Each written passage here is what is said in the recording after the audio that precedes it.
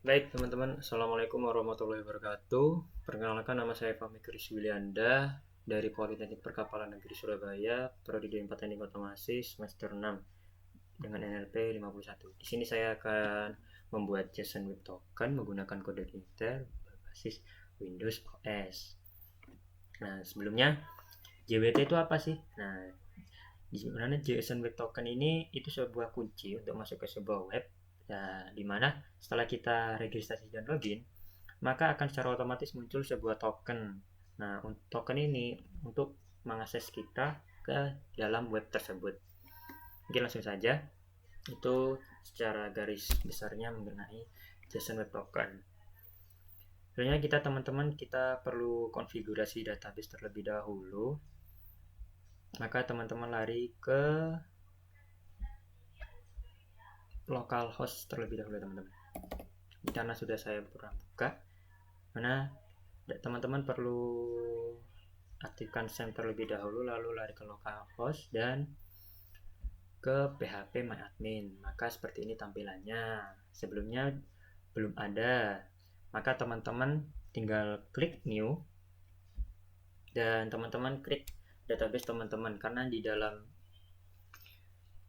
JSON Web Token ini perlu menggunakan database ya teman-teman untuk mengkonfigurasi alamatnya seperti email dengan password dan first name dan last name.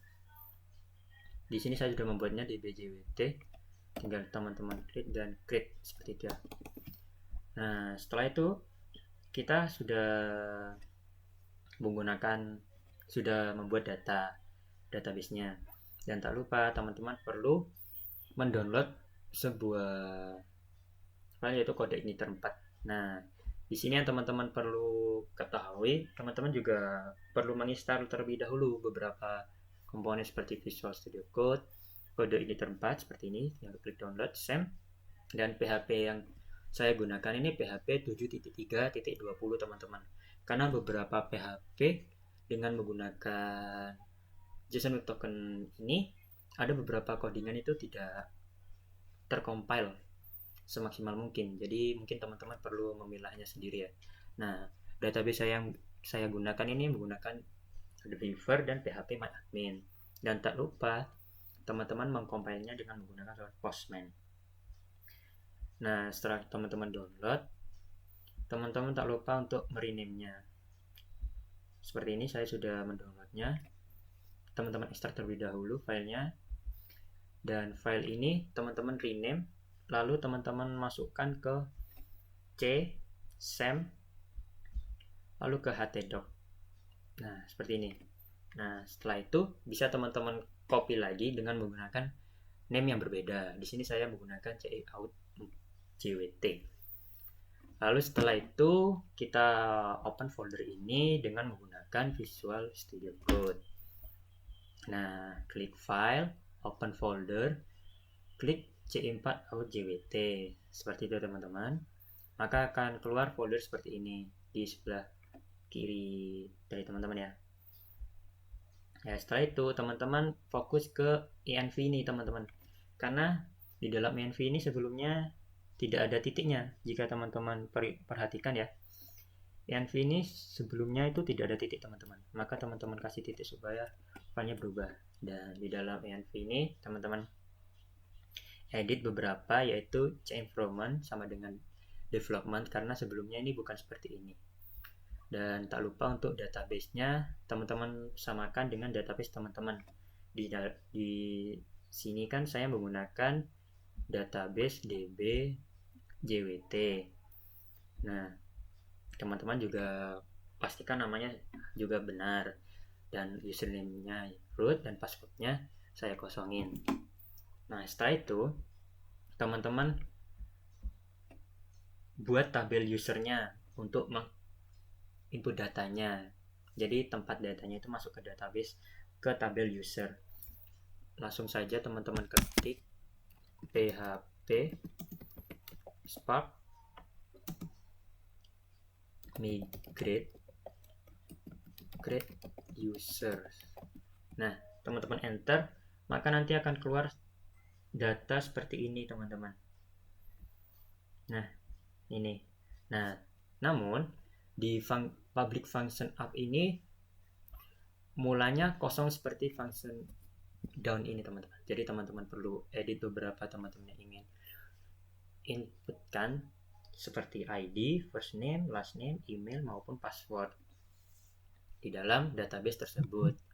Setelah itu, setelah tabel user ini selesai, teman-teman juga tak lupa untuk mengcompile-nya supaya keluar tabel itu di dalam the beaver ataupun phpMyAdmin dengan cara ketik php spark migrate lalu enter. Coba kita tes atau cek terlebih dahulu datanya. Nah, seperti ini ya. Maka akan keluar tabel migrate maupun users. Di dalam the beaver pun sama, yaitu tabel migrate dan users. Lalu teman-teman tak lupa untuk mengclone data file di Firebase ini dengan menggunakan alamat web yang sudah saya terahkan seperti ini. Nah, di sini teman-teman tinggal klik aja GitHub untuk Firebase PHP JWT. Di sini ada dua cara, bisa teman-teman download melalui zip dan bisa teman-teman clone melalui URL ini. Nah, untuk mengclone menggunakan URL, teman-teman lari ke Visual Studio Code dan tak lupa sebelumnya teman-teman perlu copy. Lalu kita arahkan ke terminal dan git clone. Lalu alamatnya. Maka nanti akan secara otomatis langsung ke download. Dan file di sini pun tidak langsung seperti ini teman-teman, perlu teman-teman edit. Nah, editnya manual ya, di dalam folder C4 out JWT, lalu ke app dan ke third party Firebase JWT. Nah, ini sebelumnya namanya belum JWT, namun php.jwt. Bisa teman-teman beri nama aja JWT untuk mempermudah teman-teman. Dan di dalam folder JWT ini ada beberapa folder .php ini terdapat di dalam folder. Maka teman-teman keluarkan folder tersebut, lalu teman-teman masukkan ke dalam folder JWT ini. Gitu ya teman-teman. Dan setelah itu teman-teman perlu konfigurasi autoload-nya di config lalu autoload. Di sini teman-teman menambahkan saja di baris 55 sampai 56 untuk config dan Firebase-nya. Ini saya menggunakan third party Firebase dan config-nya menggunakan config. Setelah itu teman-teman lari ke model. Nah, sebelumnya model ini pun belum ada teman-teman. Seperti ini, adanya cuma .git.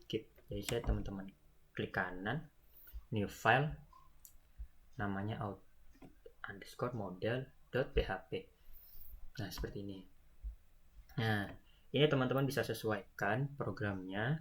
Nah, nanti saya sudah akan jelaskan juga di deskripsi mengenai program ini, mengenai automodel.php. Setelah model ini selesai, teman-teman lari ke controller untuk menambahkan file out.php. Di sini pun sama teman-teman, ada beberapa teman-teman perlu ketahui. Di dalam kontrol ini apa yang teman-teman ingin mengkontrolnya, yaitu seperti yang pertama register. Nah, di sini kan register teman-teman kan yang pertama kan first name, yang terutama last name, email dan password. Dan tak lupa jika teman-teman ini sudah terinputkan di database, maka di dalam database itu pun langsung input dan register teman-teman maka akan menjadi berhasil. Nah, tapi jika teman-teman gagal untuk meregisternya, maka nanti akan responnya seperti ini teman-teman, gagal register. So, teman-teman mengerti ya.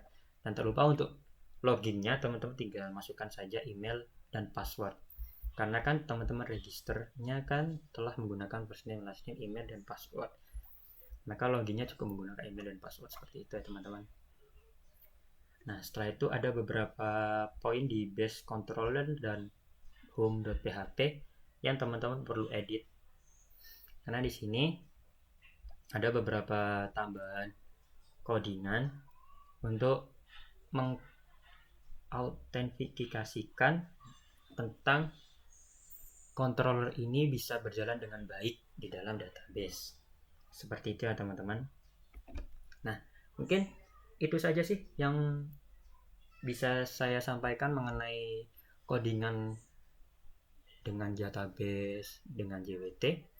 Nah, setelah itu yang terakhir bisa teman-teman langsung dicoba compiling di dalam Postman. Nah, ini saya tadi sudah mencobanya. Bisa teman-teman coba lagi di dalam terminalnya Visual Studio Code, PHP. Bisa teman-teman ketik PHP Spark Serve. Nah, seperti ini teman-teman. Maka akan keluar URL seperti ini, http://localhost80. Bisa teman-teman copy lalu ke Postman. Itu teman-teman sebelumnya kan yang awal teman-teman perlu register. Kita teman-teman post localhost out register dalam folder body. Terus yang pertama teman-teman ketik tuh first name, last name, email, dan password. Dan ini teman-teman validasikan nama saya Fahmi Chris Willy Anda. Sininya Fahmi aja.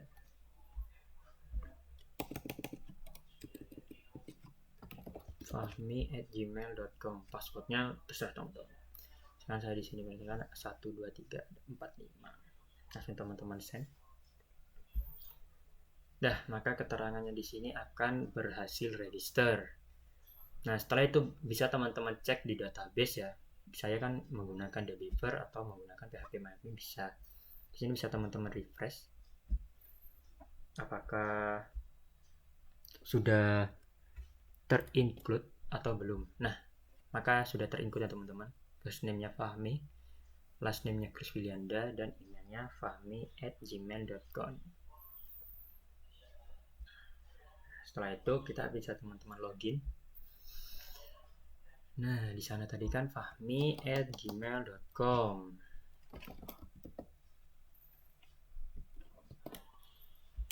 Passwordnya sama ya, 12345.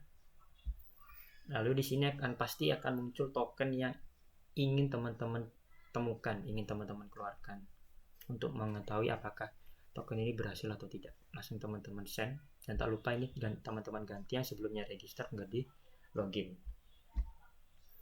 Nah, maka berhasil ya, login berhasil dan token keluar. Seperti ini ya teman-teman. Nah, kita copy saja karena di dalam token ini terdapat expirednya. Maka ada waktu terbatas gitu teman-teman. Lalu bisa teman-teman coba token tersebut di dalam new tab terbaru di get localhost home. Di sini dia authorization dan bearer token. Setelah itu bisa kopas atau paste ke sini. Nah, ini sebelumnya nggak ada ya, mungkin terlalu panjang. Seperti ini, langsung send. Apakah bisa? Nah, access granted ya teman-teman. Coba teman-teman coba menyalahkan aja, iseng-iseng. Maka syntax error, access denied. Coba lagi. Nah, access granted. Nah, itu saja teman-teman mengenai pembahasan saya untuk membuat JSON Web Token menggunakan kode Ether 4 basis Windows OS. Nah, kurang lebihnya mohon maaf apabila ada salah merupakan salah saya pribadi. Wabillahi taufiq wal hidayah. Assalamualaikum warahmatullahi wabarakatuh.